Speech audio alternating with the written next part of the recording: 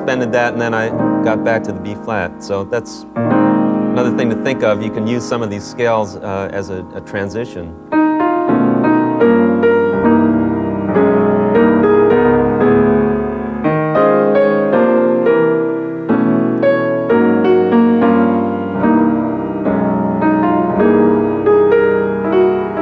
Sorry about that. Now here I'm going to the bridge, and originally we would have been there on D flat. Of course, I'm here on D, and I don't want to go to D again for the bridge, so I had to figure out someplace else to go. So I kept that melody note, and I made it the sharp 9 of a dominant 7th chord, which turned out to be B flat 7. And then I went down a half step, because I really had to change keys somehow in there. So I did go to D, but I went to D tonal center, but not to a D major chord. I went to an A sus4. And that sort of sounded like the right thing for me to do at that point. I went to an F sharp 7, sharp 9. 5 to another dominant chord, and resolving to E minor, 11. Once again, the 11th in the melody note.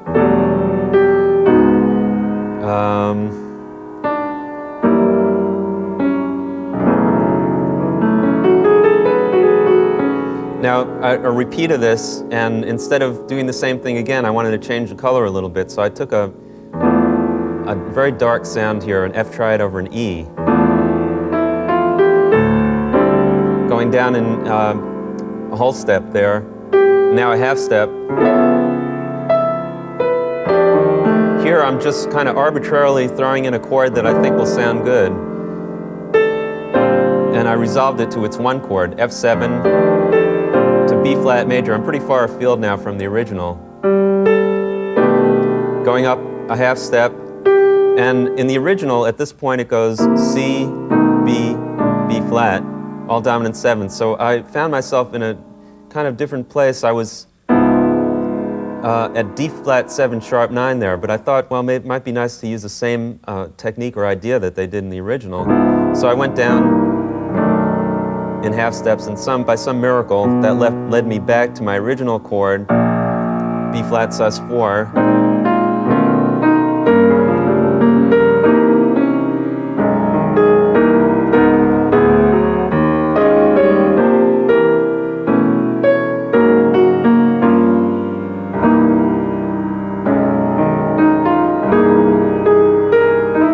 Now, where am I going to end? D flat? No, I'm going to decide to go to D.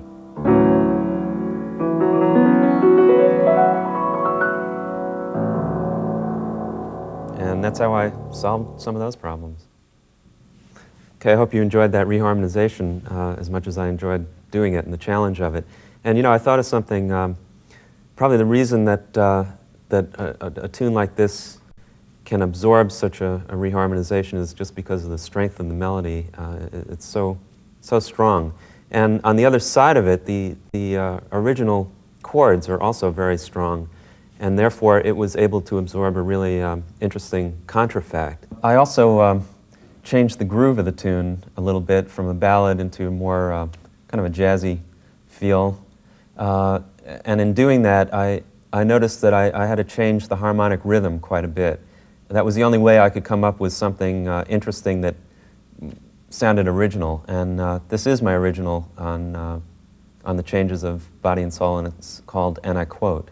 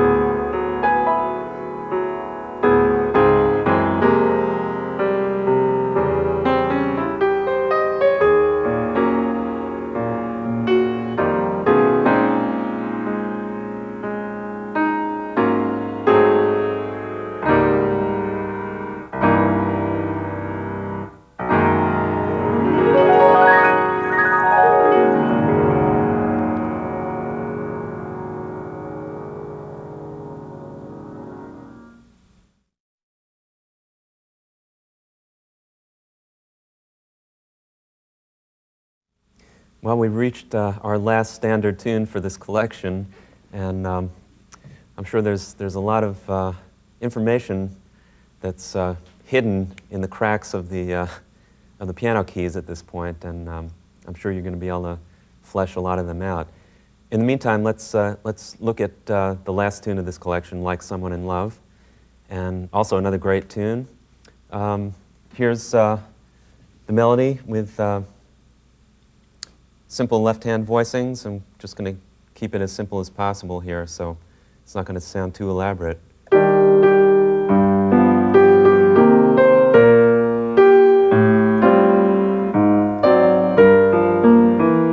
Just trying to keep three-note voicings in my left-hand, shell voicings.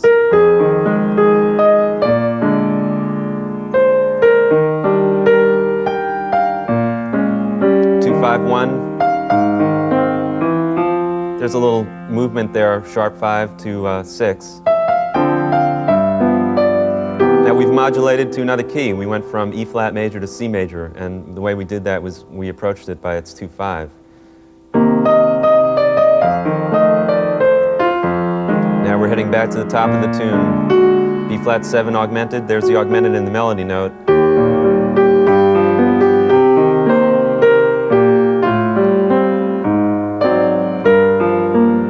Once again, I'm arpeggiating these things in the left hand because I can't quite reach them. Whoops. Here's the second ending. C major again, but now we're going to go back to E flat major, and the way we do it is F sharp diminished, which brings us to the 3 chord, and we're just going to go down 3, 6, 2, 5, 1.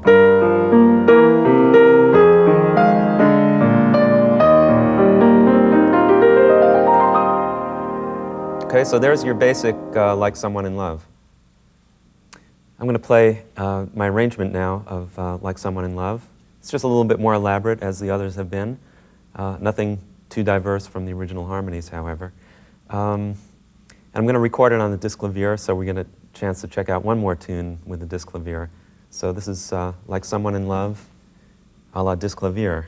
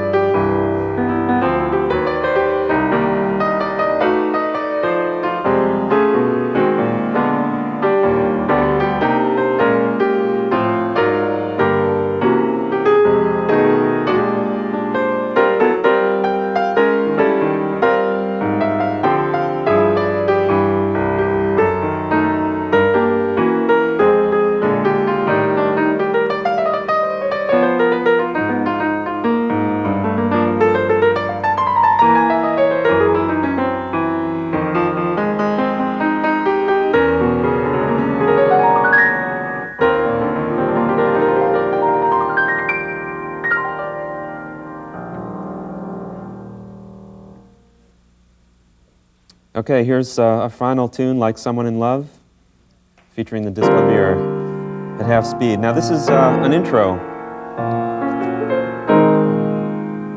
which you should feel free to create at some time. This is a standard intro. I'll tell you what it is. It's 1-6-2-5 basically, or 3-6-2-5. It's G minor or E flat major, C7, F minor, B flat 7. It's all over a B flat pedal. I just expand the voicings a little bit. You have to look at those, see what they are. Here we go.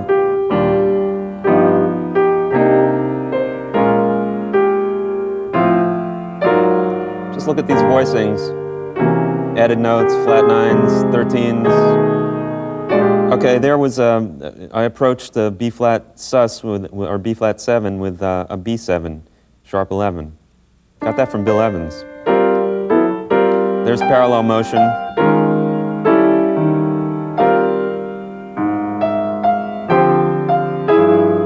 Just look at the voicings, mostly 3 notes in the left hand, 2 or 3 in the right. Passing chords. There's, that's an interesting movement. It's C minor over F7, and I'm taking the C minor, the root, C, B flat, C, B, B flat, and A. It's an inner voice movement. We've come across that before today. Now, that's kind of interesting. Instead, the second time through that, instead of going E flat major G7, I went E flat G over D. So I'm thinking about the bass line now. It's descending. It's a nice thing about this tune.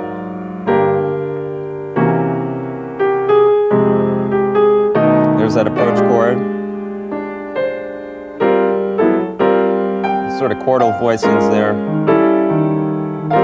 E flat pedal, resolving to the A flat, then the D minor G7.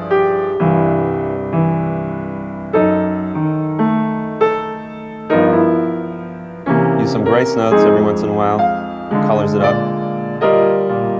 This is sort of an echo of its turnaround, but that was an echo of the intro, so that kind of ties together nicely.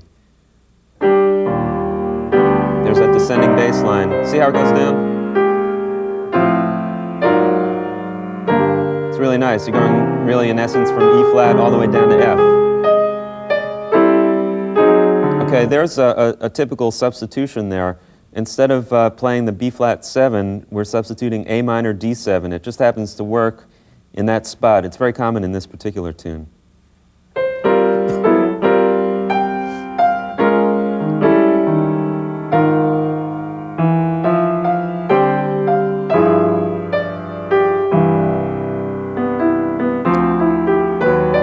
I changed the harmonic rhythm of that a little bit. Caught you by surprise. Caught me by surprise. Dominant 7th approach chords. One more time with that descending bass line.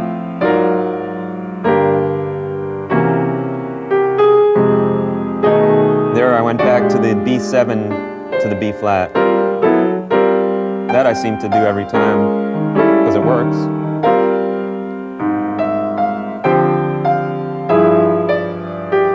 Look at some of the notes in these voicings, don't forget. Now here I'm going to put a little tag on it. This is a typical tag. Instead of ending on a 1 chord, you can substitute a sharp 4, so that it's a tritone substitution, but it's a minor 7 flat 5 chord. So it's A minor 7 flat 5, going down chromatically. And of course I'm improvising on it a little bit. Couldn't resist. That's A flat minor 7, G minor 7, G flat 7. Should be F minor here. Now I think I went to E7, sharp 11. Up an E flat Lydian, dominant Lydian, ending on the E flat major. And you can hear it, but you can't see it. It's E flat major, and there you hear it and can't see it. That's E flat all the way in the bottom. So make use of the extremities of the keyboard too. And that's like Someone in Love. All right, now here's my last reharmonization of the day. This is my reharmonization of Like Someone in Love. And I guess I would call this one of my patented chord substitution reharmonization treatments. Let's take a look at it and you'll see what I mean. Now you remember on the original, we start on E flat major. Well, right away I'm off to kind of another area here because I decided to start on a minor chord. And as you know by now, this minor 11 sound is one of my favorites. So the melody dictates that right away, that it could be a D minor 11. And so I went to its 5 chord, and then I went down a half step. I'm really pretty far afield from the original changes, so I'm sort of just creating this as I go along. Going down in half steps. Now I'm borrowing a technique that I used earlier on another tune, I think it was My Romance, where I just let that harmony hang for a couple of bars. Now I went a major third away. Let's see here. Now I'm going down in half steps again, now to a 5 chord. And let that sustain for a moment too. Now, instead of resolving that to an F major, I went to a B major, which is a tritone away. Let's see how that sounds.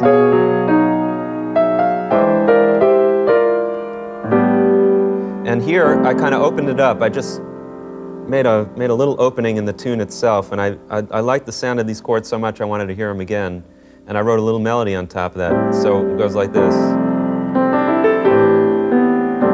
It's almost like a kind of a new agey type of sound or something. I don't know if it fits in here or not, but I like it.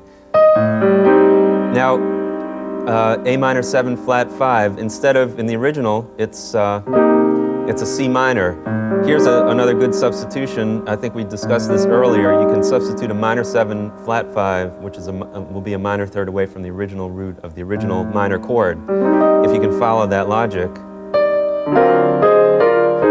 I went to its 5 chord as I usually do, as is my wont, I think I was trying to say. Now here I did a tritone movement from the D to the A flat. Now here's a really kind of dark chord. Once again, I used this earlier in another piece. A triad that's a half step above the root of the chord that I want to play.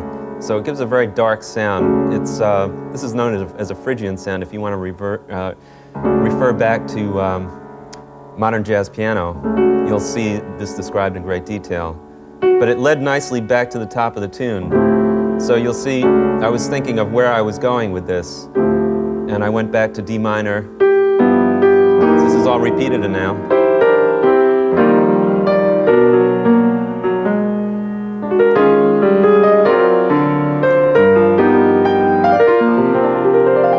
Remember I said I let that sustain for a minute. Now here's that part that I liked. Instead of going to the F major now, I knew I was coming to the end, so I went,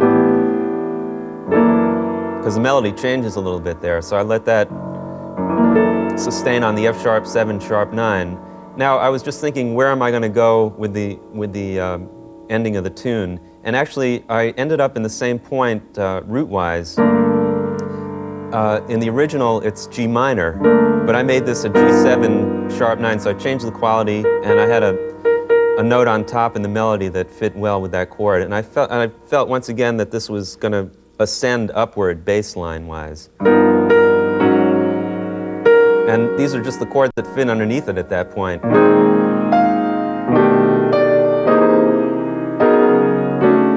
And then what I did here is I extended the ending a little bit, and I used this ending as an intro also, so this is the way it sounds.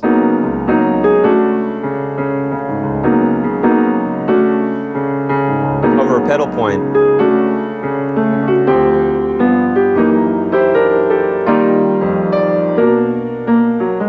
I'll play through it again.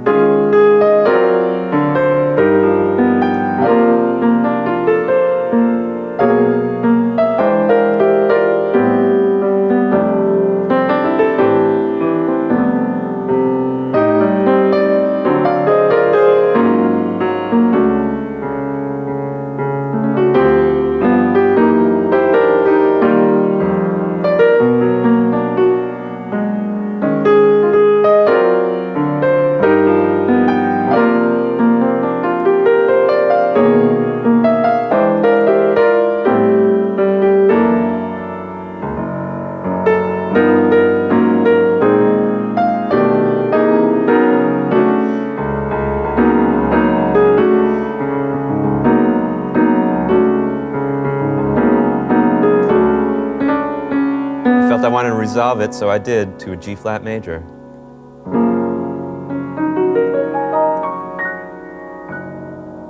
And that's my Reharmonize Like Someone in Love. Well, we've come to the end of another homespun lesson. Hope you've enjoyed it as much as I have.